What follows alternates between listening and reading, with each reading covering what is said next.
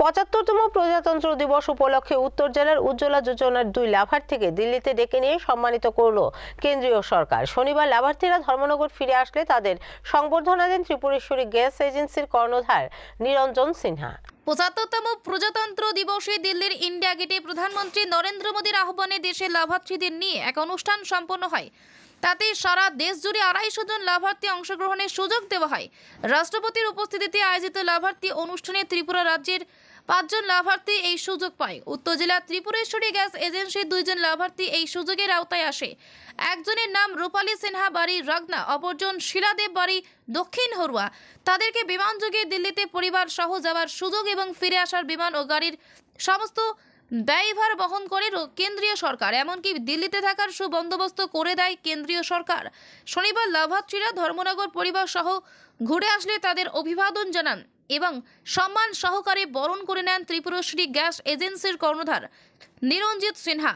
এতে উত্তর জেলার লাভার্থীদের মধ্যে একটি খুশির জোয়ার সৃষ্টি হয়। 26শে জানুয়ারি প্রজাতন্ত্র দিবসের যে ফ্ল্যাগ হোয়েস্টিং হয় রাষ্ট্রপতি ইন্ডিয়া গেটে যেটা করেন, সেখানে অংশগ্রহণ করার জন্য ভারত সরকারের বিভিন্ন প্রকল্পে, উন্নয়নমূলক প্রকল্পে লাভার্থীদের ডাকা হয়। এর মধ্যে উজ্জ্বলা যোজনায় যারা লাভার্থী এদেরকে আহ্বান করা হয়। সারা ভারতবর্ষ থেকে 250 জন লাভার্থী এবং তাদের সাথে ওনাদের স্বামী বা স্পাউস যারা আছেন ওনাদেরকেও এসকর্ট করার জন্য ওনাদেরকে সাথে সব ফ্রি যাওয়া আসা থাকা খাওয়া কেন্দ্রীয় সরকার বহন করার মাধ্যমে নিয়ে গেছেন। সেই উপলক্ষে ইন্ডিয়ান অয়েলের তরফ থেকে আমাকে আমার 2 জন লাভার্থী দিতে বলা হয়।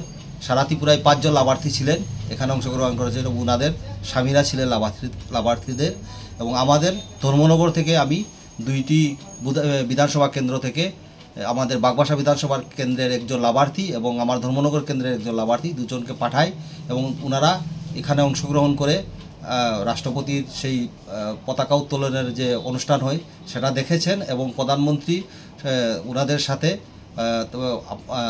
ওনাদেরকে অভ্যর্থনা করে ওনাদেরকে আনন্দিত করেছেন।